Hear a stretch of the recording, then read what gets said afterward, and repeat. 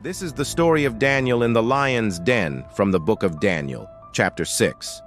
And if you like stories like this, please take the time to subscribe. Now, Daniel had been taken captive from Judah along with many others when the Babylonians invaded and destroyed the city of Jerusalem and burned the temple. He was taken as a young teenager, a slave to the Babylonian Empire. But when the Medo-Persian Empire under Cyrus the Great defeated Babylon, Daniel remained in the city of Babylon.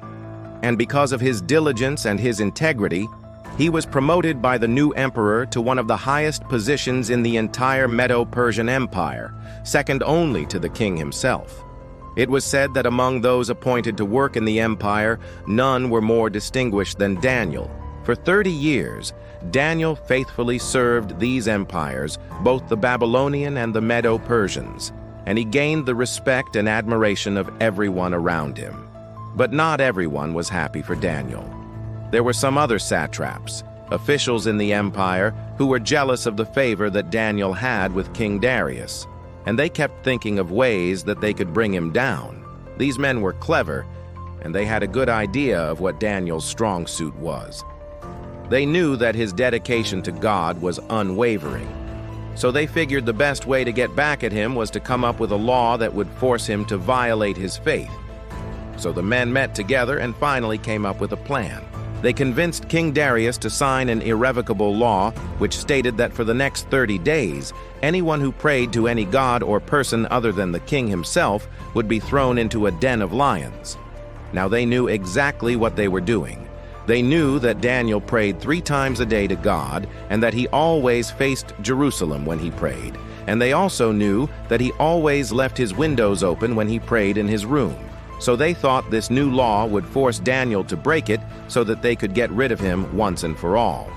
And the thing was, once Darius signed that law, it couldn't be undone. The Medo-Persian laws were very strict, and there was no wiggle space in them.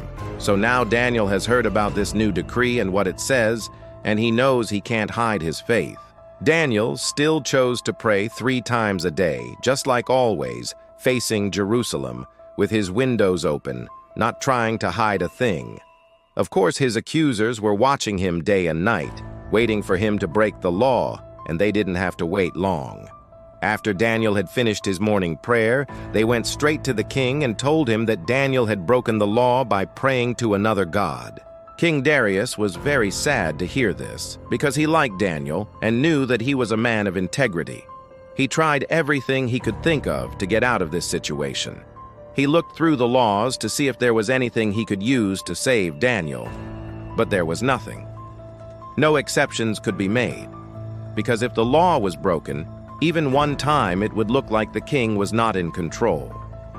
So Darius had no choice. He had to uphold the law, and with a heavy heart, he signed the order to throw Daniel into the den of lions.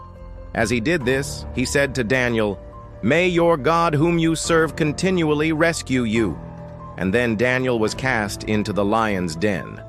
That night, King Darius could not sleep, and he fasted. And before the sun rose, he was at the den of lions crying out, "O Daniel, servant of the living God, has your God whom you serve continually been able to rescue you from the lions?" Then Daniel answered and said to the king, "My God sent his angel, and he shut the mouths of the lions." And he said, "It was good of you to show such concern for me, but let me explain why I was in no danger. Since the first day that my master separated me from my people and set me in this province, if I have not acted in integrity and devoted myself to seeking God, let the lions have their prey, and let them tear me to pieces, having found me guilty of sin in my service to God." When the king heard that Daniel had been saved, he was overjoyed. He immediately commanded that Daniel be taken out of the den. And when Daniel was brought up, he was unharmed.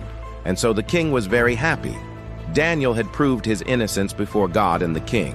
So now Darius had to uphold justice. And he had those who accused Daniel thrown into the den of lions with their families. And as soon as they reached the den, the lions killed them and tore their bodies to pieces. Then the king gave this command: "The God of Daniel is the living God, and he endures forever. His kingdom will not be destroyed, and his dominion will never end. He rescues and he saves." And this pleased the king. And he wrote a proclamation for all people everywhere, saying, "This is what King Darius has decreed concerning all the peoples, nations, and languages who live throughout my realm. You are to be under compulsion to tremble and fear before Daniel's God. He is the living God. He endures forever. His kingdom will not be destroyed, and his dominion will never end. He rescues and he saves." So Daniel prospered during the rest of Darius's reign. So you can read more about Daniel's amazing life in the book of Daniel. Daniel and his friends were taken into captivity. They were teenagers. They were in a foreign country. They were serving a godless government. And they were constantly tempted to compromise their faith, to compromise what they believed to be true. But Daniel and his friends didn't. They stood firm. They chose holiness over sin. They chose God over idols. They chose truth over lies. And we see here that they were rewarded for their faithfulness.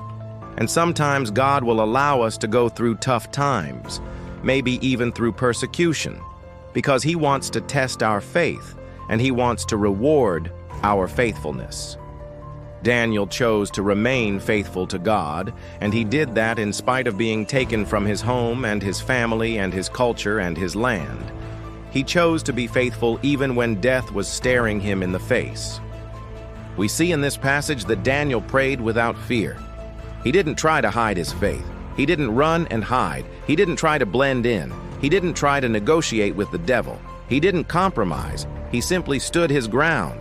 And he said, "I'm going to continue to pray to God, and God is going to honor me for that faithfulness."